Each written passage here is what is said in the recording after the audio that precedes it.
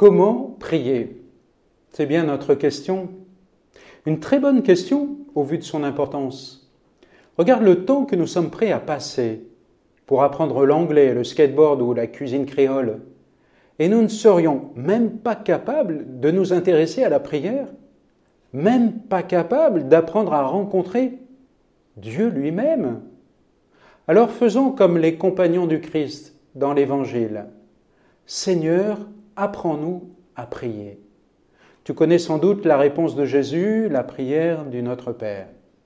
Mais juste avant, il dit déjà, pour toi, quand tu veux prier, retire-toi dans ta chambre, ferme sur toi la porte et prie ton Père qui est là dans le secret, et ton Père qui voit dans le secret te le rendra.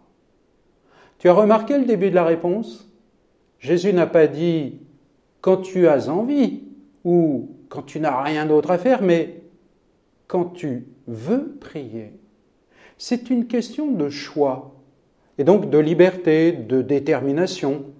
Tu veux ou tu ne veux pas. Personne ne décidera à ta place. Et tu ne feras pas l'économie du choix et donc nécessairement des renonciations. Ce sera Dieu ou ton loisir préféré, Dieu ou du temps souvent perdu à des bricoles débiles. Pour aider ton choix pour Dieu, Jésus t'apporte une première lumière, l'assurance de la proximité incroyable de son Père. Il est là dans le secret, il est là tout près, toujours. Tu n'as pas besoin de partir à Katmandou ou à Rome ou même dans une église pour le trouver. Fais silence, coupe ton portable, retire tes oreillettes, il est là. Surtout, il est là, non pas comme un indifférent ou un juge ou un indiscret. Il est là comme un père, enfin, un vrai père. En fait, l'unique père vraiment parfait, celui que tu attends. Tant que nous ne l'avons pas rencontré pour de bon, nous restons des orphelins en quête de notre origine. Voilà donc une première certitude de départ. Ton Père est là dans le secret. La deuxième, on l'a vu dans la vidéo précédente. Avant tout, il faut savoir que si l'âme cherche Dieu, son bien-aimé qui est Dieu la cherche elle-même avec infiniment plus d'amour. Je t'ai cité Saint Jean de la Croix, un autre mystique espagnol du XVIe siècle, comme Thérèse d'Avila. Les deux parlent d'expérience. Ils te disent ce qu'ils ont constaté. Est-ce qu'ils se connaissaient? Oui. Ils étaient même très liés par une superbe amitié. À propos, c'est un point important. As-tu des amis qui partagent ta foi? Des amis pour te soutenir sur le chemin de la prière?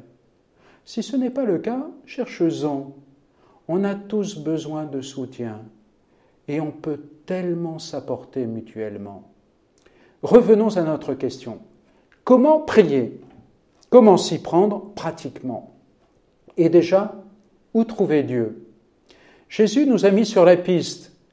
Retire-toi dans ta chambre, ferme sur toi la porte. Bref, cherche un coin calme, arrête tes activités un moment, ferme tes écrans et mode silence pour toi aussi. C'est le préalable. Ok, j'ai coupé avec tout ce qui m'occupait, mais c'est quelqu'un. C'est Dieu que je cherche pour être avec lui.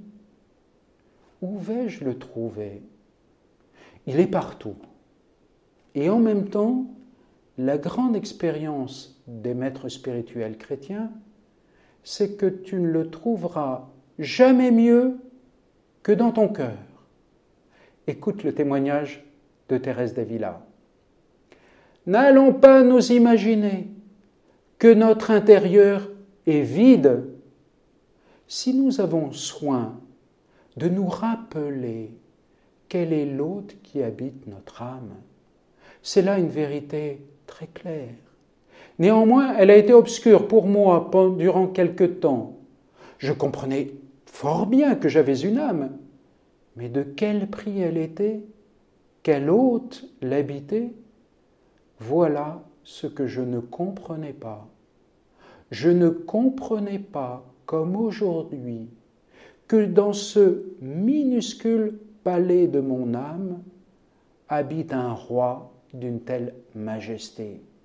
Sans cela, il me semble que je ne l'aurais pas laissé si souvent seul. Thérèse raconte aussi combien elle est fascinée par la parole de saint Paul. Vous êtes le temple de Dieu. Tu cherches Dieu? Voilà donc la réponse. Descends dans ton cœur. Très bien, mais de quoi parlons-nous? Le cœur ici, ce n'est pas le cœur façon Saint-Valentin, le cœur qui frissonne et s'émotionne. Le cœur où Dieu nous attend, c'est ton centre le plus profond, le plus caché.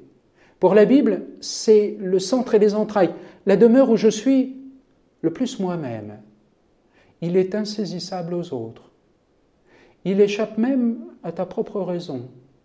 Seul l'Esprit de Dieu peut le sonder et le connaître. Il est le lieu des décisions fondamentales. Il est le lieu de la vérité, là où nous choisissons la vie ou la mort, la vérité ou le mensonge. Il est le lieu de la rencontre, puisqu'à l'image de Dieu, nous vivons en relation. Il est le lieu de l'alliance. Si mon cœur est loin de Dieu, c'est comme si, dans une rencontre avec un ami, j'aurais resté scotché à mon smartphone. Il est là, je suis physiquement là, en fait je suis ailleurs. Je ne peux pas prier sans impliquer mon cœur dans la prière, sans quoi c'est une rencontre manquée.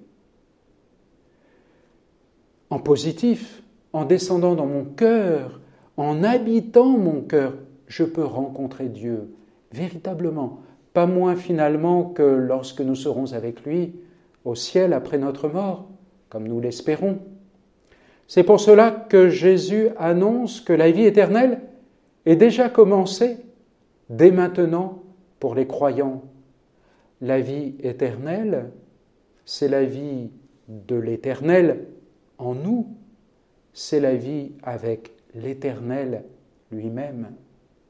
Et il nous y appelle, souviens-toi, j'ai soif. C'est super stimulant, mais cela montre aussi le challenge de la prière et ses difficultés.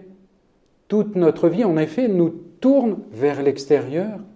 Habituellement, nous vivons en relation avec le monde qui nous entoure et nous interagissons avec lui. C'est un mouvement vers l'extérieur. Or, la prière nous conduit exactement au mouvement inverse. Il s'agit maintenant d'intériorisation. Nous voulons aller vers l'intérieur de nous-mêmes, non pas pour y faire le vide, mais pour retrouver une présence amie qui nous appelle. Nous ne sommes pas habitués à cela.